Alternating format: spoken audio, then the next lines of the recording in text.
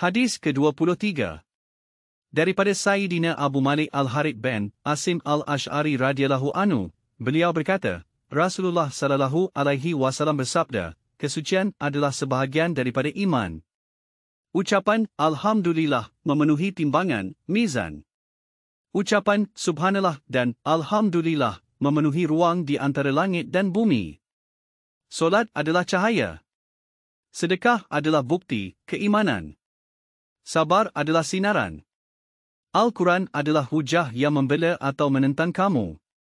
Setiap orang yang memulakan harinya dengan berusaha seumpama menjual jiwanya, sama ada dia membebaskannya atau membinasakannya. Hadis ini diriwayatkan oleh Imam Muslim. Pengajaran hadis. 1. Orang mukmin hendaklah sentiasa memelihara wudu, kerana kelebihannya sangat besar. Namun begitu, konsep bersuci dalam Islam tidak terbatas kepada kesucian anggota zahir semata-mata, bahkan Islam sangat mementingkan penyucian jiwa daripada sifat yang buruk dan mengisinya dengan ketaatan kepada Allah Ta'ala. 2. Berzikir adalah amalan mudah dilakukan, pahalanya amat besar di sisi Allah sehingga memenuhi ruang langit dan bumi.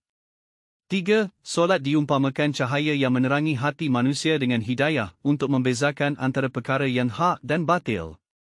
4. Amalan bersedekah adalah bukti keimanan seseorang kerana hanya mereka yang meyakini pulangan akhirat sanggup mengorbankan sesuatu yang disayangi. 5. Sifat sabar perlu dipraktikan dalam beberapa keadaan.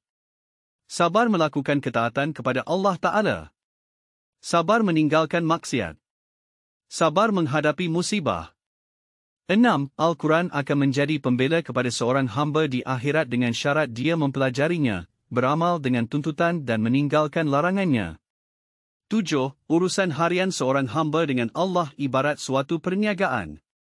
Ada yang meraih keuntungan dengan selamat daripada azab neraka dan ada juga yang rugi lalu terjerumus ke dalamnya.